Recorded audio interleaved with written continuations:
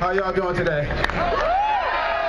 Alright, so I didn't really write anything down, but briefly I wanted to say something. Why I'm here is I think it's important to understand that the situation in this country now is not natural. The fact that we have 1% and the majority of people who are in poverty is not natural. And I feel like it's a problem when this is pointed out. Why do they have all this wealth? You know what I mean? How many of you here own acres of land and factories across the globe? By a show of hands, how many of you here have millions and billions of dollars in the bank?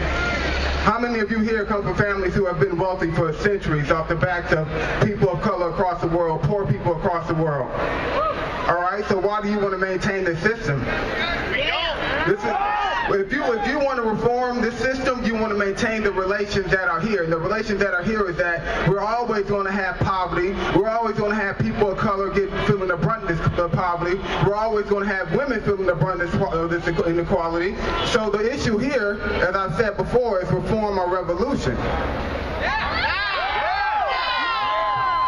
And if you're for a revolution, I want you to put your fist up. And I imagine some of you aren't. But you're going to find out what they say in the South, where fat means breathe. You're going to find out the truth. The issue here is that we have to stand and we have to end these social relations.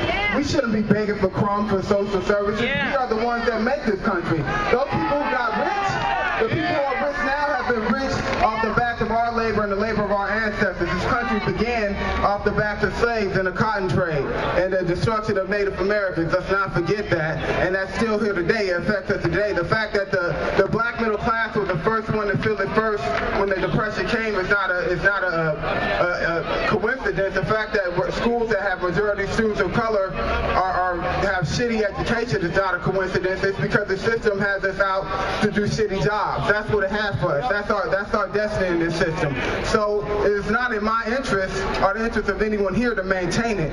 It's in our interest to understand why it works this way and to destroy it and to bring about a new system. I'm going to try to make this brief. I'm going to end it. I'm not for having a progressive tax and all these things. We shouldn't even have to have a vote to say I need to eat, that we need to eat. Are you kidding me? We shouldn't vote to say that poor people need to eat. First off, we need to destroy poverty. This is a joke. We shouldn't be trying to reform this system. We need to go ahead and take back what is ours. We are workers. We are people here that make this country pop and work. If